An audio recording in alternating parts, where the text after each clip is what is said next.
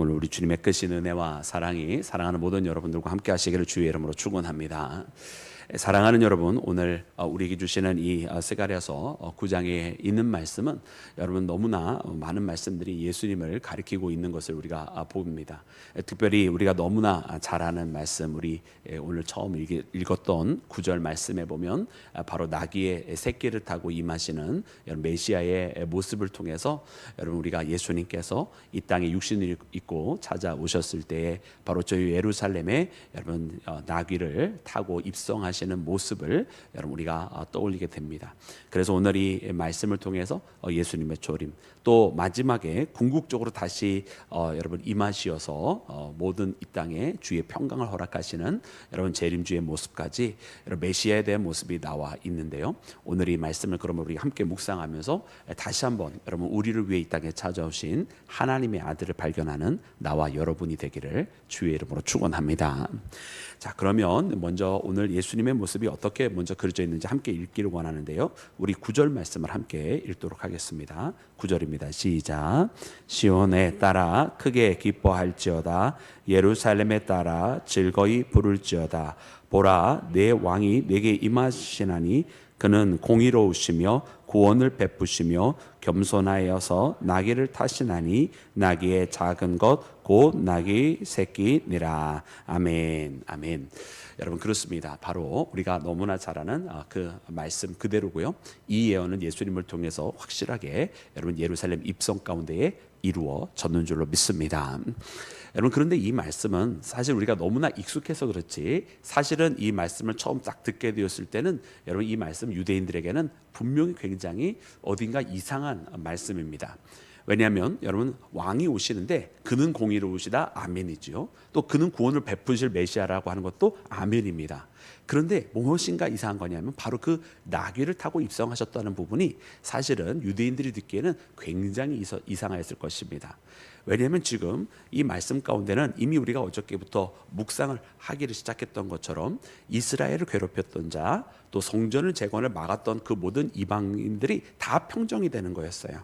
그래서 저 하맛도 평정이 되고 두로와 시돈도 평정이 되고 그리고 블레셋의 5거울은 평정이 되는 것 정도가 아니라 그들이 아예 변해서 제사장의 나라처럼 저 여부수처럼 여러분 그렇게 하나님께서 저 블레셋에도 예루살렘과 같은 것들을 세워서 여러분 그들을 지도자 삼으시고 하나님께서 하나님을 아는 백성으로 하나님께로 돌아오는 백성으로 그렇게 만드시겠다고 했어요. 그렇다고 한다면 여러분 이처럼 놀라운 승리를 가져다주는 여러분 하나님의 손길이 바로 이 메시아를 통해서 이루어지는 것인데 여러분 그분은 바로 여러분 승리자시고 또 승리하시고 예루살렘에 찾아오시는 분 아니십니까? 근데 그렇다고 한다면은요. 보통 승전군은 여러분 말을 타고 들어오는 것이 아니라 나귀 새끼를 타고 들어오는 것이 아니라 여러분 멋진 말과 멋진 부대를 타고 여러분 돌아오는 것입니다. 그래서 나팔의 빵빠레가 짠하고 울려 퍼질 때에 많은 사람들이 봤을 때 아주 그냥 멋진 승전군의 모습으로 돌아와야 하는 것이 보통 유대인들이 생각하는 여러분 메시아의 귀환입니다. 그래서 메시아가 오신다고 그런다고 한다면 뭐 정말로 우리가 백마를 타시고 이렇게 오셔야 되는데 여러분 그 모습이 오늘 본 말씀에 나와 있지 않아요. 물론 우리가 잘 아는 것처럼 그 백마를 타시고 나중에 정말 위대한 승리자로서 이 땅의 모든 것들을 심판하시고 또 구원의 왕으로서 오시는 모습은 나중에 우리가 요한계시록 19장에서 여러분 우리가 발견하였습니다. 그것은 바로 예수님의 재림 때에 이루어지는 것이고 여러분 예수님의 초림 때에 처음 이 땅에 찾아오셨을 때의 모습은 아니었다라고 하는 거예요. 그럼 예수님의 처음 오시는 모습, 이 나귀를 타고 오셨다라고 하는 이 모습, 어떻게 보면 굉장히 의아해할 수밖에 없었던 여러분 이 일이 왜 이루어졌습니까? 여러분 그것은요 이스라엘에게 필요했던 승리는 전쟁을 통해서 가져올 수 있는 그런 승리가 아니었습니다. 왜냐하면 하나님께서 이 이스라엘에게 주실 승리가 이 나라 하나만의 정치적인 승리, 곧 그들을 괴롭혔던 것에서부터 그 괴롭혔던 나라와 민족들을 몰아내시고 그냥 이스라엘만 우뚝 세우시려고 하는 그런 하나님께서 주실 정치적인 승리가 저들에게 주실 승리가 아니라 하나님은 이 이스라엘을 기틀로 삼아서 예수님을 통하여 십자가에 여러분 그 보혈의 피를 흘리심으로써 이 세상 온 인류가 짊어지고 있었던 그 죄를 물리치시고 죄와 사망의 권세를 이기시고 그리고 부활하셔서 온 인류에게 참된 생명을 주시기 이루시기를 원하셨기 때문에 여러분 주님께서 이루셔야 될 이 진정한 보이지 아니하는 영적 싸움은 전쟁을 이기고 오는 자의 모습이 아니라 정말로 평화의 왕으로서 샬롬을 허락하여 주실 여러분 그런 왕으로서 이 땅에 찾아오셨던 것입니다.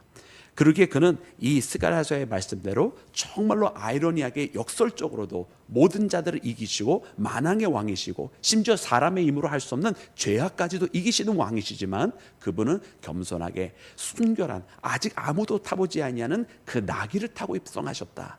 그래서 이는 마치 메시아의 그 승리가 겉으로 보기에는 이 나귀처럼 별 볼 일 없고 작은 것으로 보이지만 그런 진정으로 이기실 그 승리가 뒤에 있음을 알게 하시면서 보이는 것에 십자가에 보이는 것을 보지 말고 그 보이지 아니하는 그 이면을 보도록 우리에게 인도하고 계시는 것입니다.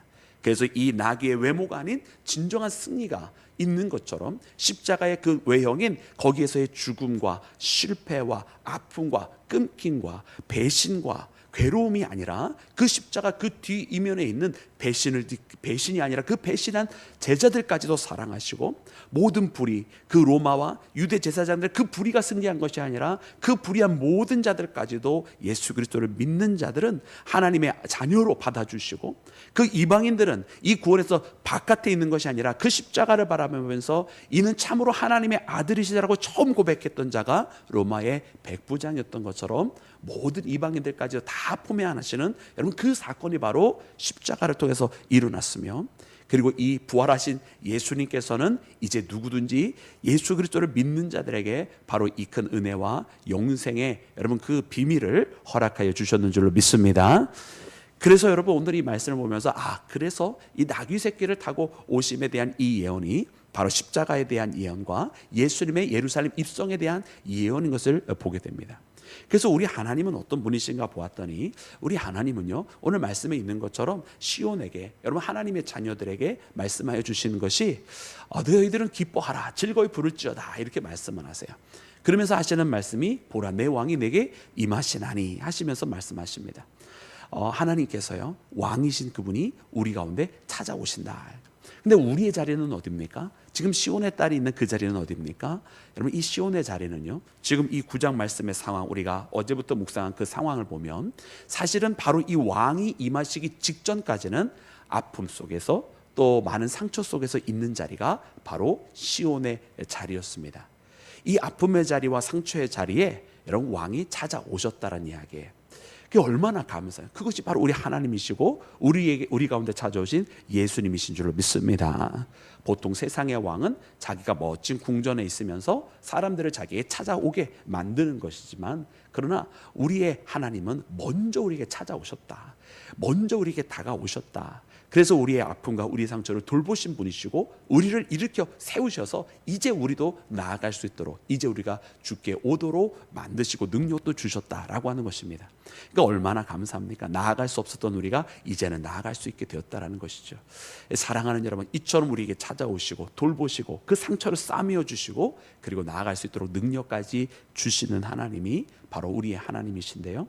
오늘 이렇게 우리에게 다가오셔서 우리에게 정말로 이 모든 것을 할 수 있도록 육신을 입고 찾아오시고 죄는 바로 십자가에서 대신 담당해 주신 그 예수님의 사랑을 여러분 우리가 꼭 잊지 말고 우리가 조금 더 이렇게 주님께서 찾아오셨던 그 이유를 생각하면서 담대하게 살아갔으면 좋겠습니다. 주님은 내게 오셔서 나의 상처를 싸매어 주신 분이다. 그렇다고 한다면 여러분 우리가 마음속에 있는 이 상처를 이것 때문에 너무 우리가 갈 길을 못 가고 있는 것이 아니냐. 때로는 정말로 하나님은 나를 싸매어 주시고 치유케 하시는데 오히려 내가 치유받아야 되는 내가 스스로도 옛 상처에 이걸 지나보내지 못하고 옛 아픔에 이것을 떠나보내지 못하고 있는 그런 것이 아니냐 이런 생각이 들어요. 정말 주님을 이 시간 그러므로 이 새벽에 다시 만나서 이제 지나갈 것 지나가게 하고 보내버릴 것도 이제 다 보내버리고 나를 회복시키시는 주님의 그 은혜에 따라서 여러분 앞을 보며 강건하게 신앙생활하는 나와 여러분이 되기를 주의 이름으로 축원합니다. 여러분 두 번째로 또 오늘 말씀 가운데 보니까 이 말씀 속에서는 다만 메시아에 대한 미래에 대한 예언적인 말씀만 있는 것이 아니라 그들의 역사 속에서 진행되어질 미래에 대한 이야기도 나와 있습니다. 우리 13절 말씀인데 우리 13절 말씀을 함께 합독해서 읽겠습니다. 시작. 내가 유다를 당긴 활로 삼고 에브라임을 끼운 화살로 삼았으니 시온아, 내가 네 자식들을 일으켜 헬라 자식들을 치게 하여 너를 용사의 칼과 같게 하리라. 아멘. 아멘. 할렐루야. 여러분, 이 말씀은 우리가 스쳐 지나갈 수가 없는 말씀이에요. 왜냐하면 지금 이스라엘은 아무것도 할 수 없는 상태입니다. 이미 이야기한 것처럼 굉장히 피폐되어져 있었고 바벨론이 떠난 상태였어도 여전히 많은 이방들로부터 괴롭힘을 당하고 있는 상태였어요. 더군다나 성전은 아직 재건되어 있지 않을 정도로 그들이 여러 가지 핑계와 구실을 대면서 있을 수 있을 정도로 사실 그들이 그렇게 강건한 상태는, 어떤 외형적으로 강건한 상태는 아니었던 것으로 우리가 역사적으로 확인할 수가 있습니다. 그런데 이와 같은 이스라엘을 하나님께서 어떻게 하시느냐? 유다를 당긴 화살로 삼겠다. 에브라임을 화살로 삼겠다. 여러분, 이 말씀이 유다와 에브라임은 지금 이스라엘의 남북 왕국을 이야기하는 거잖아요. 그러나 이 남북 왕국은 이미 지금 무너져 있는 상태입니다. 그러나 하나님께서 활과 화살로 사용하셔서 무기 삼으시겠다 그런 거예요. 그래서 너희들을 용사의 칼과 같이 하시겠다 하나님 말씀하세요. 하나님의 도구가 되게 하시겠다고 하는 것이고, 하나님의 그 승리의 어떤 그 과정 가운데 쓰임을 받도록 하나님께서 만드시겠다고 하시는 말씀이에요. 아니, 이 전쟁은 분명히 하나님께서 전쟁하지 아니하신다고 그래갖고, 또 이것은 나귀를 타고 오시는 분이시고, 또 어떻게 보면은 이루어질 장차 이 싸움들이 이것은 사람들에 의해서 되어지는 것이 아니라 메시아에 의해서 되어지는 것이라고 분명히 앞에서 전해주셨는데, 아니 왜 갑자기 또 이 어떤 전쟁의 도구로서 이스라엘을 쓰신다고 말씀하실까? 여러분, 그것은 바로 이제 이 말씀 속에 누구를 치냐라고 하는 그 말씀을 보면 우리가 알 수가 있어요. 그 13절 말씀 우리가 읽는 가운데 보니까 이제 유다와 에브라임이 치는 그 대적은 바로 헬라 자녀들이라고 이렇게 표현이 되어져 있어요. 그러니까 헬라가 어디입니까? 헬라가 바로 그리스 아닙니까? 그러면 이제 우리가 이 그리스는 이 팔레스타인 역사 속에 언제 영향력을 끼치게 되느냐면, 바벨론이 무너지고 그리고서는 이제 알렉산더 대왕이, 그리스의 알렉산더 대왕이 큰 제국을 이루게 됩니다. 그래서 바벨론이 무너진 다음에 페르시아 제국이 오고, 그때 이제 바사에 있는 고레스에 의해서 여러분 포로들이 귀환을 하게 되고, 이제 다리오 시절에 여러분 이 예루살렘 두 번째 성전이 재건이 되는데, 이 바사 왕국 페르시아, 곧 다시 말하면 페르시아 제국이 무너지면 그 다음에 나타나는 제국이 바로 여러분 알렉산더 제국이에요. 그 그리스 제국이 일어나게 된단 말이죠. 그래서 오늘 말씀에 보면은 이제 그 그리스 제국에 대한 말씀이 기록이 되어져 있는 것입니다. 그래서 아니, 이 그리스 제국에 의해서 여러분 그 어떻게 보면 이제 그 그레코 로망 그 문화가 형성이 되는데, 이 그레코 로망 문화는 바로 우리가 잘 아는 이방 문화이고, 그리고 여러 가지 신화들에 대한 그런 여러분 그 이야기, 뭐 우리가 잘 아는 뭐 제우스, 아폴로 뭐 이런 이야기들이 전부 다 그레코 로망 시대에 나오는 이야기들인데, 그 이방 문화가 꽉 자리를 잡게 됩니다. 그 이방 문화가 꽉 자리를 잡게 될 때가 바로 이제 예수님께서 성육신을 하시고 이 땅에 찾아오시는 그 로마 제국의 배경까지, 이 그레코 로마는 제국은 바뀌어지게 되지만 문화는 그대로 이어져가는 그런 상황이에요.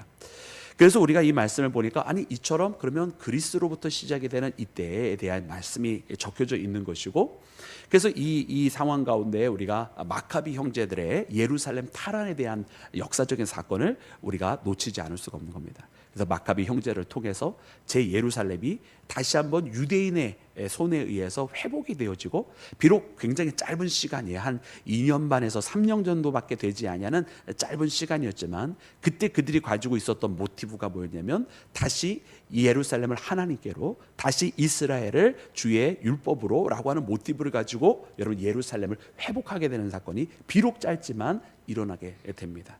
그래서 그처럼 여러분 이제 그리스 제국이야 알렉산더에 의해서 크게 확장이 되고, 그리고 알렉산더는 굉장히 젊은 나이에 요조를 하게 됩니다만은, 그 남아 있는 그리스 문화 속에서 잠시지만 여러분 예루살렘이 마카비 형제에서 회복이 되는 사건을 그려주고 계신데, 그것에 대한 예언이 나와 있어요.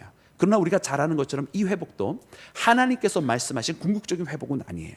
하나님이 말씀하신 궁극적인 회복은 바로 예수님을 통한 회복, 메시아를 통한 회복이고, 그리고 그것은 이 땅에서의 예루살렘이 아닌 저 하늘에서의 새 예루살렘 성을 말씀하고 계시는 것인 줄로 믿습니다.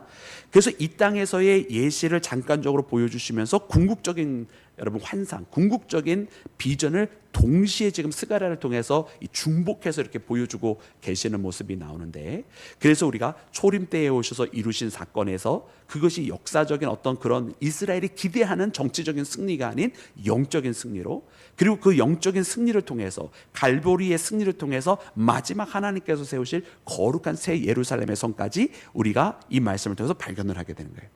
그래서 하나님께서 주시는 이 축복을 보니까 12절 말씀에 이렇게 축복을 해주십니다. 우리 12절 말씀 함께 읽을까요? 시작. 갇혀 있으나 소망을 품은 자들아, 너희는 요새로 돌아올지니라. 내가 오늘도 이르노라. 내가 내게 갑절이나 갚을 것이라. 아멘, 아멘. 여러분, 이스라엘에게 갇혀 있으나 소망을 품은 자들아, 이렇게 말씀하세요. 요새로 돌아오라 그래요. 요새로 돌아오라. 그리고 누가 그것을 갚아주시겠다 그러세요? 네, 하나님이. 너희들이 이제 활이 되고 화살이 되고 이렇게 말씀을 하시지만 이스라엘이 싸워야 되는 것이 아니라 하나님께서 갚아주시겠다 말씀하세요. 그런데 말씀하십니다. 여러분, 이렇게 하나님의 품에 안긴 자, 하나님의 요새에 거하는 자 누굽니까? 소망을 품은 자들이네. 갇혀 있으나 소망을 품은 자들. 여러분, 우리는 신앙을 그렇게 살아가야 되는 것 같아요. 우리가 세상에 둘러싸인다 할지라도 우리가 싸매이지 않습니다. 그렇지 않습니까? 바울의 고백처럼 여러분 정말 넘어진다 할지라도 다시 일어나는 자, 우리에게는 소망이 없는 자가 아니라 우리는 참된 소망이 있는 자들인 줄로 믿습니다. 그래서 갇혀 있으나 소망을 품은 자들아라고 말씀을 해주세요. 이 소망을 품은 자들이 그 어떤 순간에도 주님을 바라보는 자들이고, 이렇게 소망을 품은 자들이 주님 안에서 이 회복을 누리게 되는 자들입니다. 그래서 마지막에 보니까 마지막에 이렇게 축복을 해주시는데요. 우리 16절과 17절 말씀 다시 한번 합독합니다. 시작. 이날에 그들의 하나님 여호와께서 그들을 자기 백성의 양떼같이 구원하시리니 그들이 왕관의 보석같이 여호와의 땅에 빛나리로다. 그의 형통함과 그의 아름다움이 어찌 그리 큰지 곡식은 청년을, 세포도주는 처녀를 강건하게 하리라. 아멘, 아멘. 그래서 이날에 여러분, 갇혔지만 소망을 품은 자들이 궁극적으로는 마지막에 가서 어떻게 됩니까? 바로 하나님께서 그들을 양떼같이 다 품으시고 하나님께서 목자가 친히 되어주셔서 그들을 다 회복시켜 주시는 모습을 말씀을 통해 발견합니다. 사랑하는 여러분, 그렇습니다. 여러분, 그래서 오늘 이 말씀을 보면서 우리의 소망은 바로 하나님께 있습니다. 또 우리의 소망은 이처럼 우리를 살아가사 이 땅에 찾아오시고, 그리고 또한 다시 한번 재림하시겠다고 약속하시면서 이 궁극적인 승리를 주실 예수님 안에 있는 줄로 믿습니다. 오늘 이 말씀을 우리가 꼭 마음에 품고 이 시간 우리 함께 기도할 때 주님께서 나를 양떼와 같이 친히 다 찾으시겠다 말씀하셨다면 그분은 나의 목자 되십니다. 우리의 선한 목자 되신 예수님, 그러므로 그 양떼를 위해서 자신의 목숨을 내어놓으시고 다시 우리 모두를 살리신 예수님이십니다. 여러분, 그 예수님 앞에 우리가 함께 기도하면 특별히 우리의 모든 기도 왜 안 들어주시겠습니까? 우리를 그 누구보다도 살리시기를 원하시는 분은 나보다도 우리 예수님이라고 하는 것을 깨닫고, 여러분, 우리가 어떤 상황이든 어떻게 갇혀 있는지 모르지만 우리의 삶의 여건과 조건이 아무리 우리를 억누른다 할지라도 소망을 품고 말씀 그대로 그 소망을 통해서 주님 앞에 나아가 승리하시는 모든 여러분들이 되시기를 주님의 이름으로 축원합니다.